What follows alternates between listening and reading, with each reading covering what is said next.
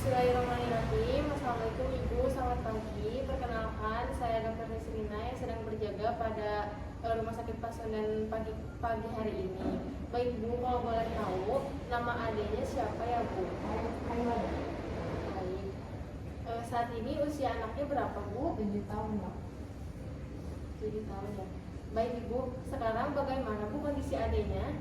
Masih diare dok, terus masih lemes juga. Ada demam nggak Bu? Ada. Baik Bu, di sini saya akan mengecek dan melakukan pemeriksaan terhadap anak Ibu ya.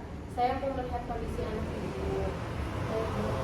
Buat anak saya supaya bisa lekas sembuh dan lekas membaik ya dok. Iya Bu, insya Allah kita banyak berdoa ya Bu, sambil kita berusaha dan kita obatin. Semoga adanya cepat sembuh. Ibu harus tetap bersabar dengan apa yang sudah diberikan Allah. Anak Ibu dikasih sakit, Ibu harus tetap sabar karena sebetulnya kesabaran itu adalah suatu kebaikan untuk Ibu dan adik.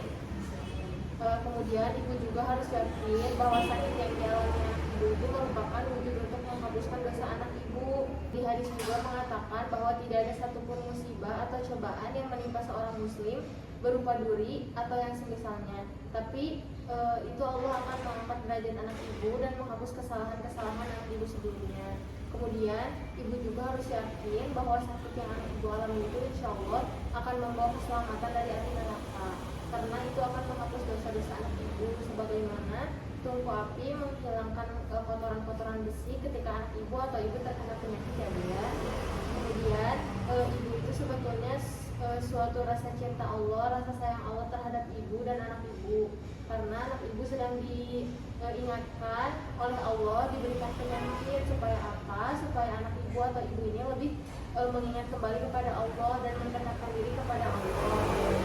Kemudian Ibu juga harus yakin bahwa begitu banyak hikmah yang saat ini dan Ibu dapatkan dari penyakit anak Ibu. Sesungguhnya Allah mencintai suatu kaum, maka Dia akan memberikan cobaan. Itu hadis riwayat Tirmizi ya Bu. Yakinlah bahwa begitu banyak hikmah yang kita dapatkan dari adanya ujian yang Allah berikan.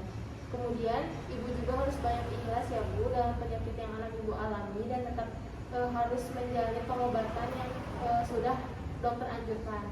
Kemudian Ibu juga harus tetap bersyukur dalam kondisi apapun. Lalu di sini saya sebagai dokter dan perawat, sebagai tenaga medis juga hanya bisa berikhtiar, dan untuk menyembuhkan penyakit itu kembali lagi kepada Allah Subhanahu wa taala, sehingga kita harus kembali lagi meminta, kemudian berdoa kepada Allah untuk anak Ibu ini diangkatkan penyakitnya. Kemudian saat ini anak Ibu sedang sakit ya Bu ya. Nah, ini kesempatan Ibu nih untuk terus beribadah kepada Allah dan memperbanyak zikir. Lalu Ibu bisa meletakkan tangan Ibu kepada ke adik di mana yang bagian sakitnya, mengucapkan doa dari hadisnya yang sahih ya Bu ya. Seperti bismillahi a'udzu billahi wa qudratihi sarima ajidu wa ahadir, yang artinya aku berlindung kepada Allah dan kepada kekuasaannya dari keburukan apa yang aku temui dan aku hindari. Itu hadis riwayat Muslim. Nah, Ibu juga harus banyak beristighfar dan mendekatkan diri kepada Allah, dan tetaplah jaga sholat Ibu, jangan sampai lupa. Ibu juga seorang muslimah ya Bu, tentu saja Tuhan kita Allah Subhanahu wa taala yang maha segalanya, yang maha menyembuhkan, sehingga kita tidak boleh percaya akan hal-hal yang mengandung kemusyrikan seperti jampi-jampi, jimat-jimat, dan apapun yang mengandung kesyirikan, dan hanya menggantungkan diri kepada Allah Subhanahu wa taala.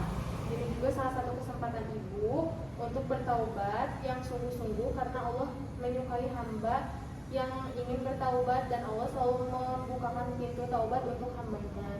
Dan Ibu saya doakan ya Bu, bismillah la basa taquran insyaallah, semoga Allah mengangkat penyakit anak Ibu dan semoga segera diberikan kesehatan, amin. Baik dok, terima kasih ya dok. Insya Allah saya akan mencoba untuk sabar dan mudah-mudahan anak saya bisa segera diberikan kesehatan.